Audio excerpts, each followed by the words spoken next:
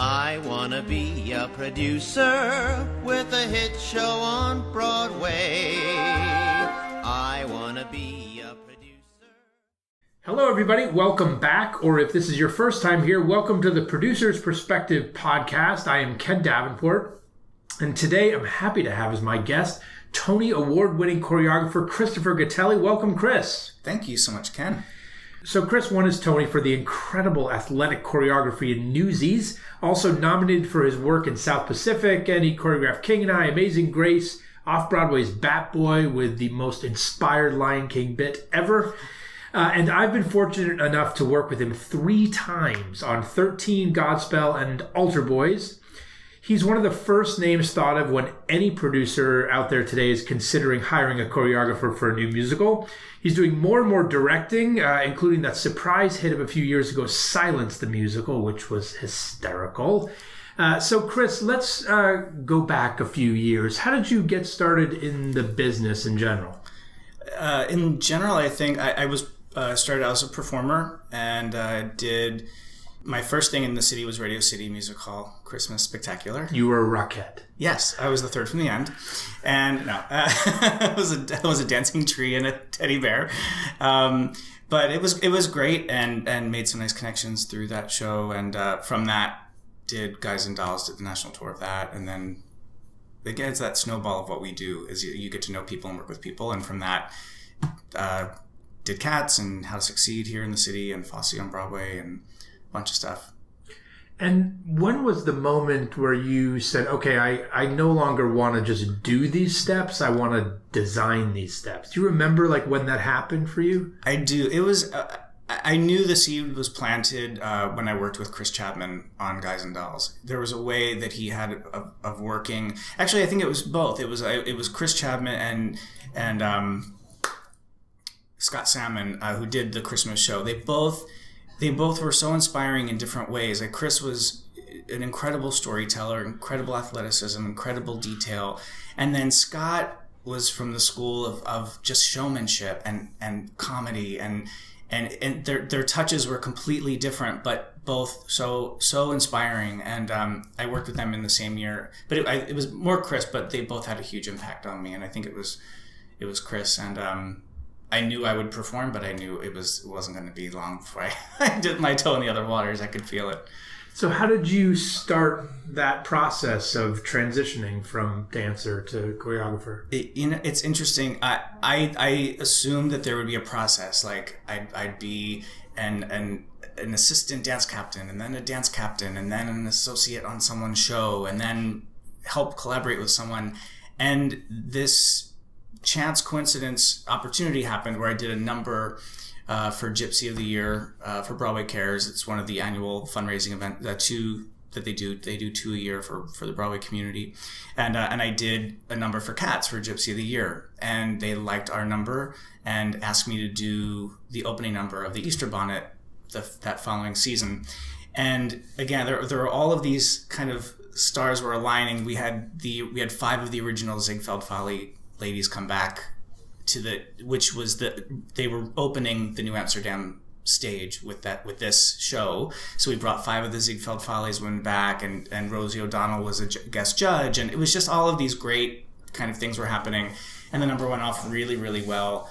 And from that, Rosie O'Donnell offered me a spot to choreograph for her TV show, which at the time was really big, and I had never done TV. But I'm a hard worker, and I figured it out really fast. But it was from then, it just, doors opened because of that opportunity that I didn't expect to happen for years. So I was performing, I was still doing Cats at the time, and I was double dutying. I was like doing her show in the early morning and doing the show at night. And that kind of kept up for a few years. And then Bat Boy came along, and I'm laughing because this doesn't sound too different from what's happening now.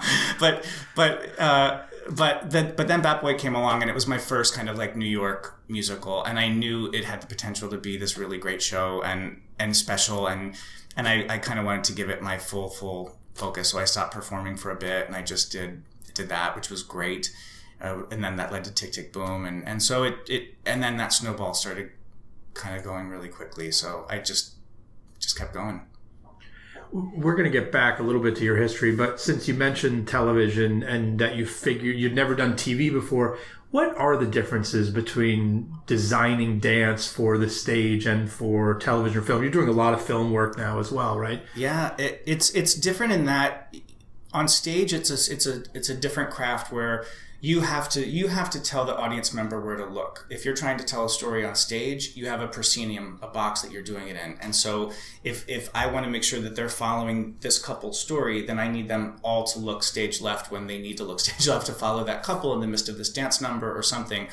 So it's a much bigger lens you have to work in. So you always have to tell the audience where collectively to follow your story. Where in film, you literally get to tell them where to look. You get to pan right when something important's happening, or you get to go 360 degrees around a body to get a shot or a look. So they're both fun and challenging in their own ways. It was interesting going from stage to TV/film because you're used to just working in that kind of, you're directing the eye all the time and you're trying to tell a story in that way. So to have that kind of endless kind of, well, we can shoot from the ceiling, we can have the perspective from their feet, we can have, it's that many more options and things you have to think about, which is great on that other hand because it's really, it's fun to play with all of those different options.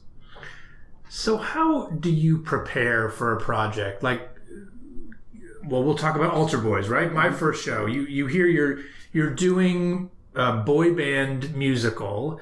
Like, what's the first step for you? And how does that differ to, like, you're doing King and I? Like, what are your first steps when you get a job? It's the first definitely is talking to the director to kind of line up sensibility. I think that's for me, that's the most important thing because I truly look at it as I'm an extension of them. Like I'm there just as all of the other designers to kind of support their vision for the show. So it's, making sure that whatever they're hoping to get across with the show and whatever their bigger kind of idea is, that I'm there to support that. So it's that is always first and foremost. And then from there, once they tell me, like Altar Boys, Stafford would say, okay, we're doing boy bands, but it's for real. We're not goofing this up. Like it's totally honest. It's totally real. The move's got to be great. We're not making fun. And so, okay, that's a very specific direction to go in. And then you just study that genre of whatever show that you're working on. Again, for that case, I watched a million NSYNC videos and Backstreet Boy videos and concerts, and, but then, so it's really it's all of that. It's research. And I think, those two specific examples and directors, Stafford and Bartlett, who did South Pacific and King and I,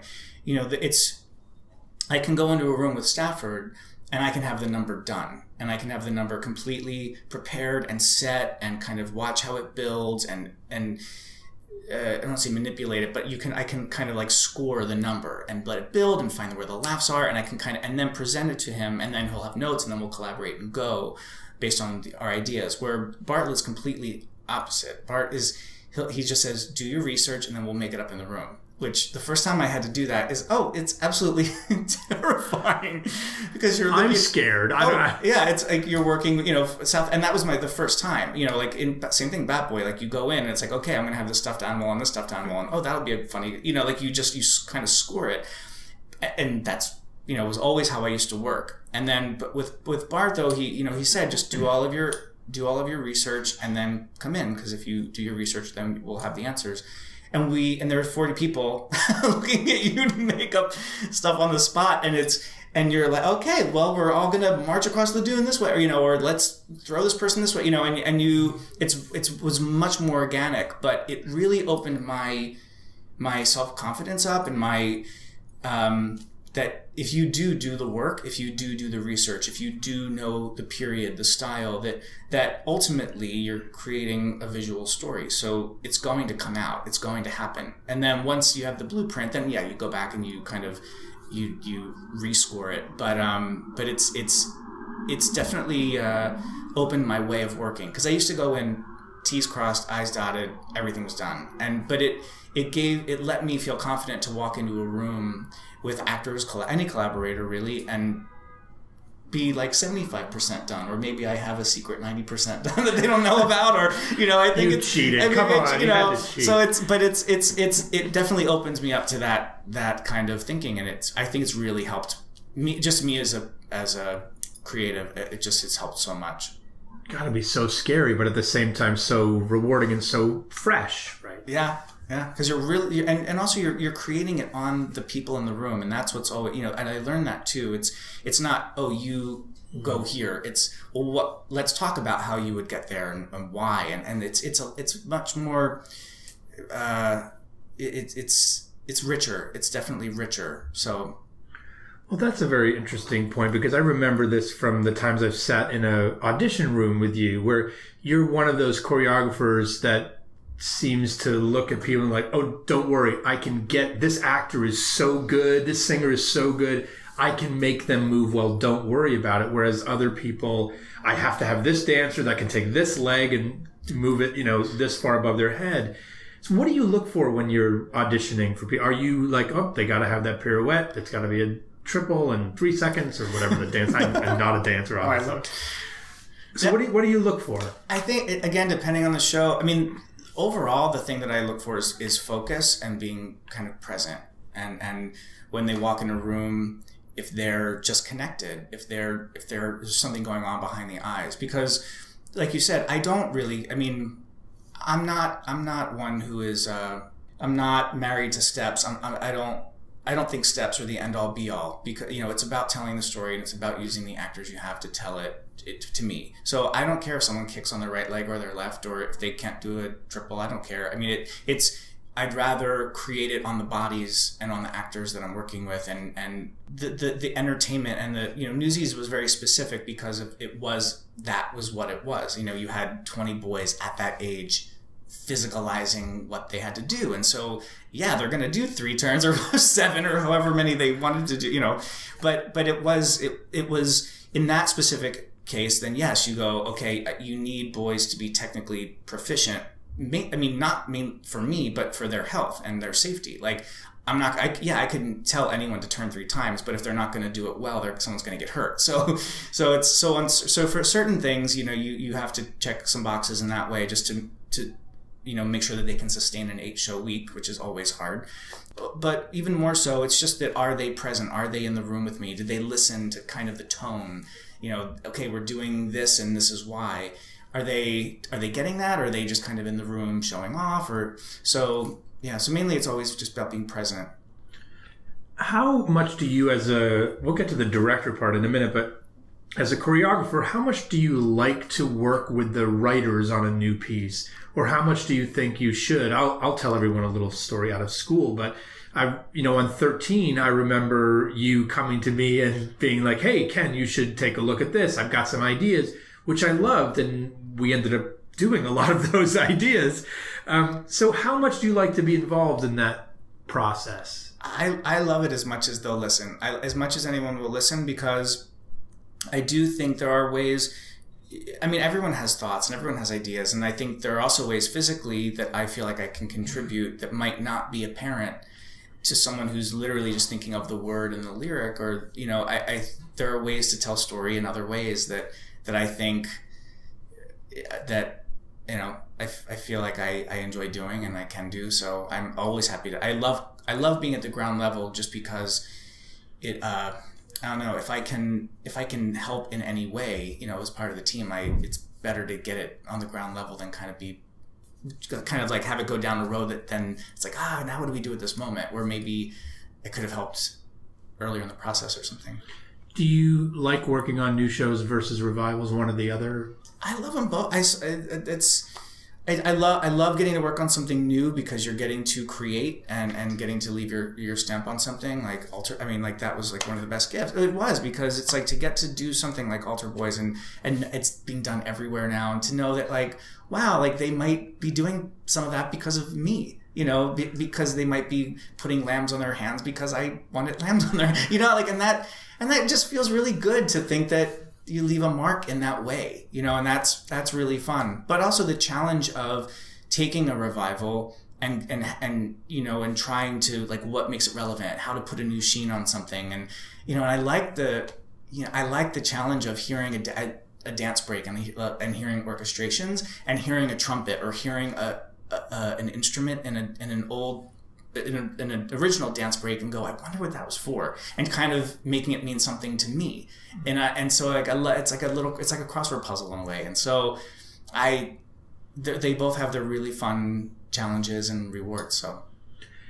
So Fosse had a style, Bennett had a style. Does Christopher Gattelli have a style? I don't. It's funny. I feel like at the start of this, when I was starting out, I was like, what's my thing? What's gonna, my jazz hands or my gloves or my, but I don't. I think what I hope it is that it's diversity. It's being that you can say I've done King and I and Altar Boys and whatever. I love being able to dip into every pond and for example, when we did Jungle Book a few years back, and it was a fusion of like jazz and Bharatanatyam, like Indian dance. I mean, I've never done that, and it was great, and I love that part of the research of working with a teacher and learning what the steps are and making it my own, and then so that it feels like it's never gonna get boring to me. It's always I'll always be challenged by something if I don't have a stamp or kind of a style. So I love kind of playing all over the place. Yeah, well, that's the diversity of the material you've done is quite amazing. I will never forget that Bat Boy moment, and then to see something like South Pacific, it's just really incredible how you morph your style into many different productions. So now you're on to directing as well. Why do you think, before we even get into you, some of the Broadway's best musical directors started out as choreographers, right? Some of those names I just mentioned. Why do you think that is? Because I think there's a musical moves in a certain way that I think it just, if you're constructing a 9-minute ballet or a 9-minute piece that's, it's a song that goes into a dance break and you're telling story, and the whole, it's how do you continue telling the story and entertain, and how do you always keep that ball in the air? And I think it just, once you fall into the pocket of doing that and you understand how to do it, I think it just feels natural that you then move on to that next step of doing an entire show. There's something that I think choreographers have that, in terms of just movement and the way something moves and the way something ebbs and flows, and that I think it's just kind of, I don't know, it gets into your DNA a bit to do that, and I don't know. So you're obviously one of the busiest guys I know. So and as an A-list director choreographer, you're getting stuff thrown at you all the time. Will you do this? I toss stuff at you all the time. And how do you choose which ones to do? What do you look for in a project? Now it's what haven't I done? What is going to challenge me? What's new? Just again talking about like SpongeBob. What that is completely, like Tina's version and what she's doing with that is completely. I was like, wow, you totally hooked me. I want to do this because I've never done this. And there are actually a bunch of things in the show, and I think it's out now. There's like a 4-legged tap dance that the squid does. I've never done a tap dance for a 4-legged person. I want to do that, and then same thing with War Paint. It's like, it's with Patty and Christine, and it's not a heavy dance show, but there's a style to it, and there's big leggy chorus girl ardent women who I haven't done that yet. I haven't done my girly show yet. I haven't done so there's kind of personal reasons for all of them, and mainly just to kind of keep challenging myself and keep learning, and or working with certain people too is definitely a huge influence with me. I want to, I love getting to work with. I've never worked with Michael Greif before. I've never worked with Tina before, and I'm dying to, and so I get to now, and so that's really exciting, and that these directors still consider me and that they want to work with me, and that's exciting still. So we were talking about the diversity, and then you mentioned your next 2 projects, SpongeBob the musical and War Paint. And you're doing them almost at the same time, right? They're like on top of one another. Yeah. Yeah. And a 4-legged squid tap dancing number, and then with Patty in the afternoon. Yeah. I love it. I love it. Do you like to come on to a show early or late? Like when did, like SpongeBob, let's talk about SpongeBob for a second. When did you come on to that show? When did Tina approach you? When were you approached?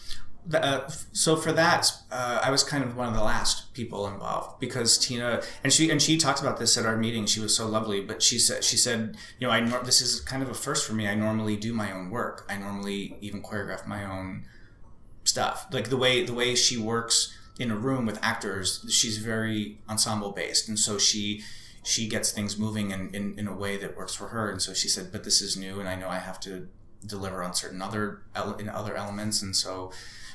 So I was kind of one of the last people brought on. So a lot of the work had been like done and set and numbers written and structure. And not that it's not changing, but yeah, I was one of the last. And would you have preferred to come on much earlier? Do you like coming on late when a lot of that stuff is done? I like coming in earlier, but I think for this, I can see why, you know, she's dealing with, you know, Aerosmith and Lady Antebellum, and, you know, like there's a different artist per song. And I think it's probably kept her saner to just do what she needed to do to get the show kind of as a show, and then kind of fill in the rest of the pieces, because what she's taken on is a lot. So I completely understand kind of the order of things for this, definitely. Do you read reviews? It depends. I do. Do you mean my own or in general? In general. And then your own. So both. I guess I do.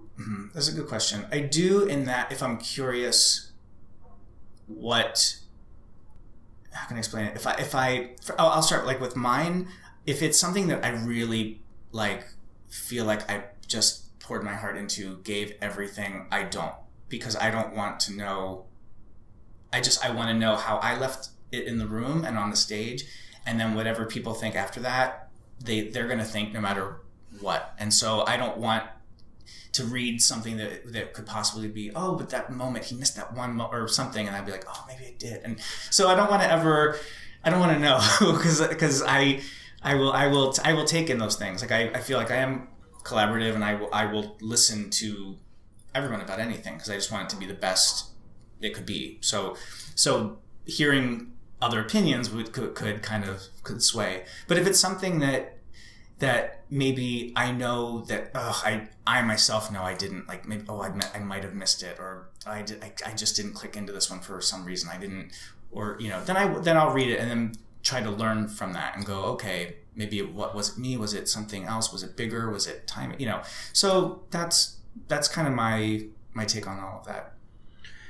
Here's one of my James Lipton questions. You ready? Uh-huh. If the Smithsonian Institute called you on your cell phone, just like Jesus. From Altar Boys, and said, Chris, we have room in our institute to preserve one of your numbers from one of the many shows that you've done. I wish everyone could have seen his face right now on the podcast. We got to get some video snaps of this.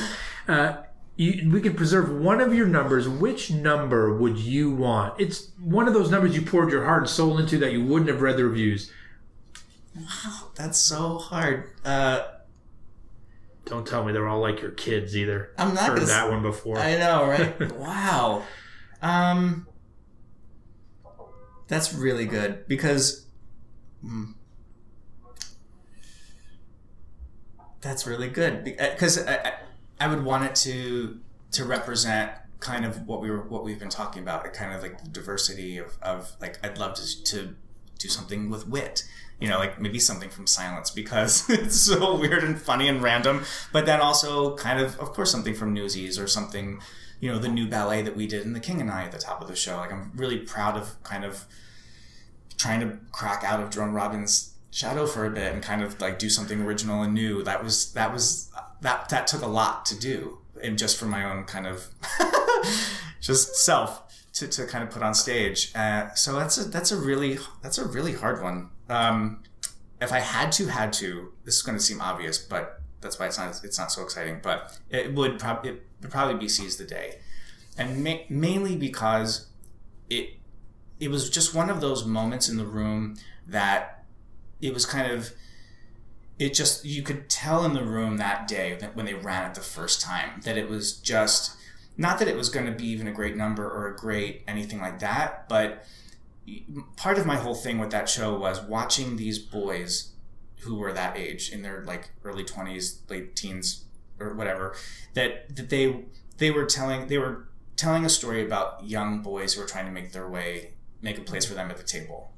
And to watch these, I get emotional talking about it, but watching these 20 boys doing the same thing in real time with skills that they were proud of, that they worked hard at. They know it, they never complained. You know, it's exactly like they were the boys in the show, and that they were able to kind of make a place for themselves in this community and kind of in the world doing what they loved.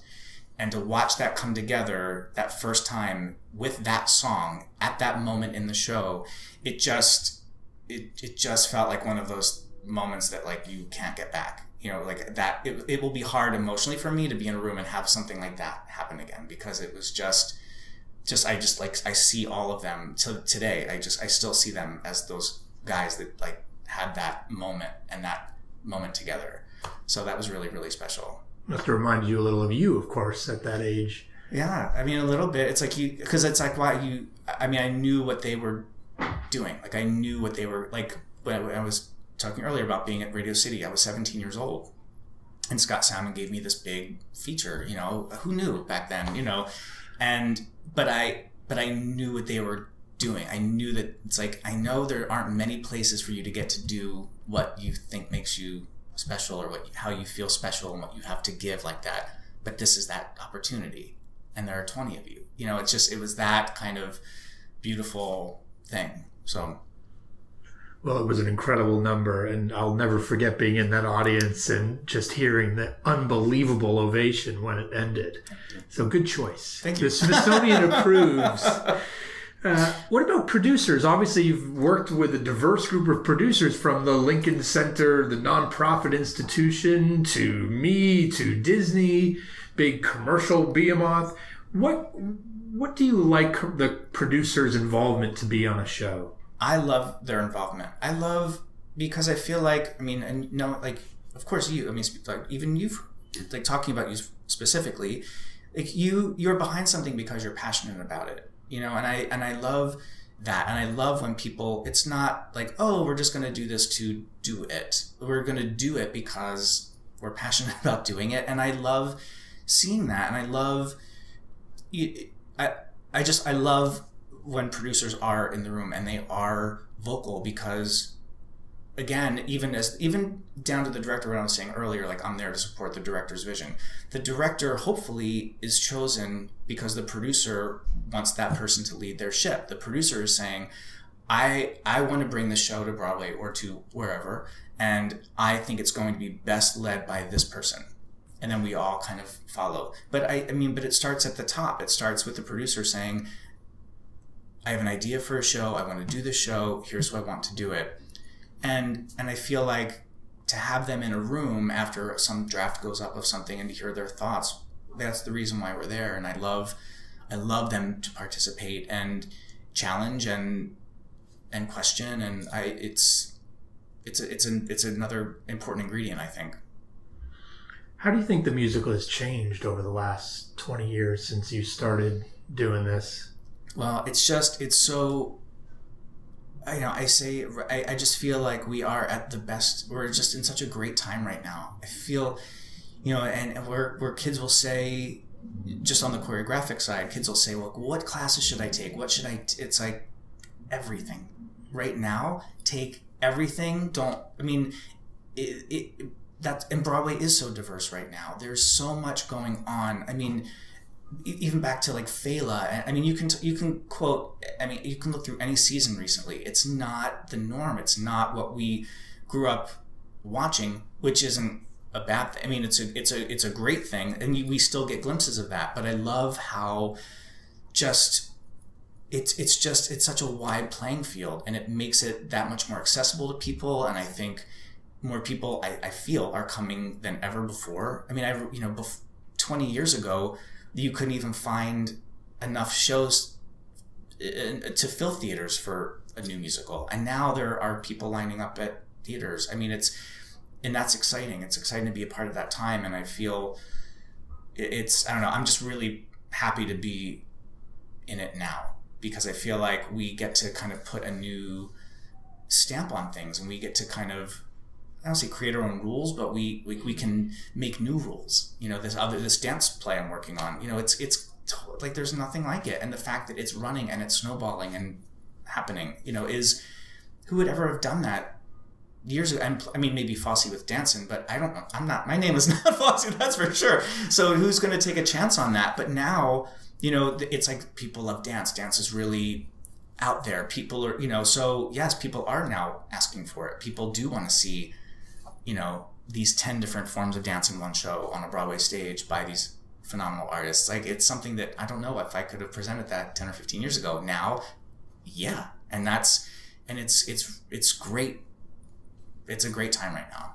So tell everyone a little bit about that. It was just done in Southern California, right? Yeah. So just tell everyone. Yeah, sure. It's we're actually changing the title, but it's. Can you break the new title here on the podcast? It's not. I wish I could. I can't. Not yet. But it was called In Your Arms, and it's Stephen Flaherty is the composer, and basically what it is, we took 10 playwrights, Terrence McNally, Douglas Carter Bean. Oh my gosh, it's all over. Never heard of any of those guys. Chris Durang. We even got Carrie Fisher to write one. Marcia Norman. I don't want to leave anyone out. Alfred Urey. Oh my gosh, Nilo Cruz. Everyone. I mean, and the 10 of them are just incredibly diverse, and we tell it solely through dance on no spoken word, and it just hits you. It's about 95 minutes, and we've condensed these short plays that are told solely through dance. And to me, it's Steve's best score ever. It's stunning, and it's been doing really well. And to see people accept, like, again, we're in Southern California. You know, it's not even New York, and we got like their highest approval of any show there. We got all their feedbacks and all that stuff that they tell you at the end. And to think that those crowds, even out there, would sit through a wordless musical is, I mean, I don't know. It blew. I was sitting there ready for people just to kind of like slowly creep out and not be. I wasn't going to be offended. I just was just kind of preparing myself for, okay, this is definitely something new. But they didn't, and they stayed, and they stood, and they were just hungry, and it was, and it just keeps proving that it's just, we're in a new time, and it's exciting. Well, it's exciting to have people like you leading us in that new time. So, you know, stuff like that wouldn't happen without artists like you. So I'm a big believer in people like you taking chances and saying to producers, hey, I want to do a wordless dance piece. So you mentioned advice to dancers, take everything. What would you advise to one of those dancers that comes up and says, but I want to do what you do one day? What would you tell them to do? I usually say just to take every opportunity you can with regards to just getting your work out there anyway. If it's a benefit, if you have any outlet to get your work done, I just think you have to just do it no matter what it is, because you learn from every single one. If I didn't, kind of starting out was a lot of just the benefits and things like that. But if I didn't have to figure out how to do, a lot with a little, that was my whole, how I started out was, and now, when I actually had budgets for a show, I still kind of don't know what to do sometimes, because I just don't, I kind of launched off kind of doing, poor theater and just kind of creating silence and Godspell. It's like all of these Bat Boy, here's a stuffed animal, go. It's like, it's taking a little and trying to do a lot. But you learn, that's how you learn. But I wouldn't have known I had that in me unless I did these benefits and kind of like, well, here's your $100 to go buy props for something, or, but you learn scheduling conflicts. You learn how to juggle your time and how to work with a director and how to work. It's all about just working with people and getting used to still doing your best work, but with just different variables thrown in. Well, the director now wants everything facing upstage, and but my formations, it's like no, okay, how do we do this in a way that still maintain, and you can still entertain, but yet kind of support that vision, and so it's a lot of just working with people and just doing it. I think it's hard to study something like this. I think I grew up watching all of those MGM musicals and all of those videos. I mean, that was, before the days when I was growing up, and the days before YouTube, that whole thing. But we didn't have this outlet to kind of just see, we didn't have these kind of dancers on TV, we had Star Search. Which you were on. Yes. And you were a winner. Yes. And so we had that. Is the Star Search on YouTube where you win? No. It's not? No. God damn it, I'm going to find that somewhere. You were a grand champion, if I remember correctly. Yes. Amazing. So we had a little bit. And then I was, champion that. But it's different because you watch those old MGM musicals and you watch these great numbers. And yes, they're great to learn storytelling and how to learn just how to build a number and what you can do during a dance break. And all of those, it's all important. But then when you have to collaborate, though, with your team, and you have to, look at the length of a show and how long it's running and what to pare back, and are you willing to let go of some of your dance break? So there's a lot of negotiating and a lot of, it's not just the art, and it's like you wish it was, but there's a lot of things that fall into that as well. But it's learning how to, I think, take all of those things and again still create and still love what you're doing and still contribute with all of these kind of other things. And it is possible. We do it all the time. So it's when you're coming through and coming up, it doesn't seem like it, it's harder to kind of figure that out. And then once you figure it out, and it's easy. Anything as you look back over your career so far you do differently? I don't. I mean, I was, it's funny. When I started out, it was when I was doing Cats and I did that number for them. At the time, I remember thinking I'm gonna bring dance back to Broadway. I'm gonna, and I think starting out like I did, my first, I consider kind of my first. I mean, aside from the benefits and whatnot, I consider my first thing Bat Boy, and then Tick Tick Boom, and then Altar Boys, and then I'm working on things that.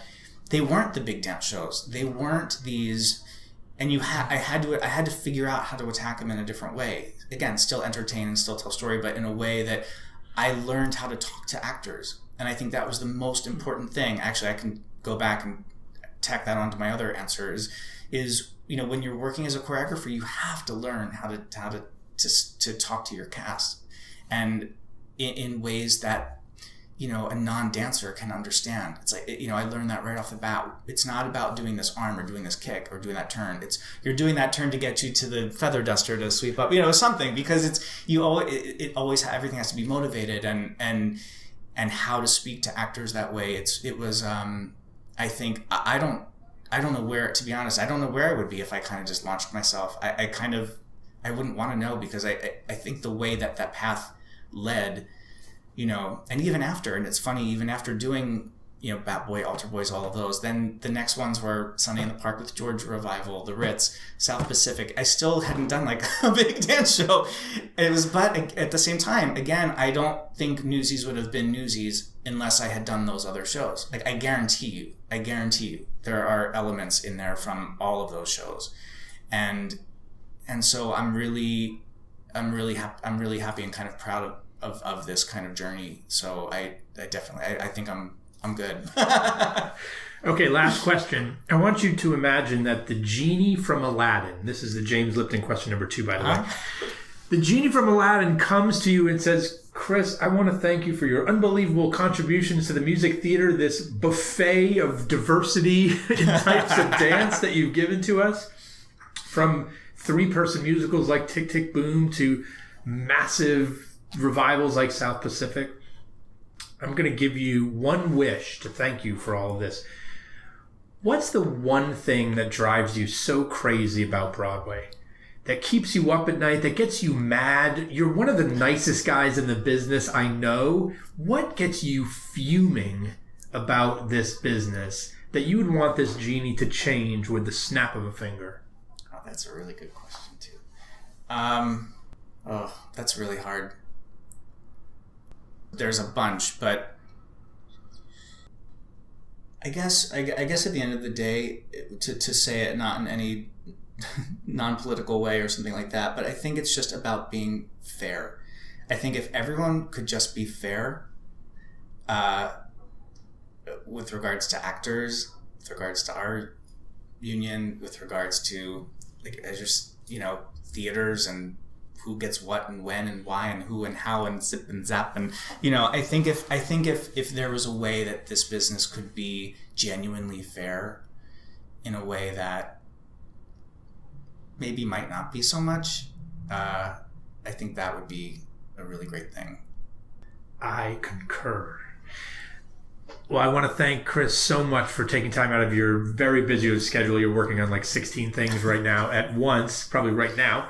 In your mind, you're constructing, as you're giving an answer to the genie question, he's doing dance steps in his head, everybody. Thank you so much for being here. And thank you again for your contributions to the theater. I'm not a genie, but I've witnessed your work since Altar Boys, obviously, and Bat Boy, and it's just been magnificent to watch all the stuff that you've done, and I can't wait to see what's next, and I hope we work together in 4 or 5 times or more. So thank you for that. And next time on the podcast, someone we both know and love, Robin Goodman, producer of Bat Boy and Tick Tick Boom and Altar Boys and Avenue Q and lots of other stuff. So she'll be joining us next time, everyone. Make sure you tune in. Thanks so much for being here. We'll see you then.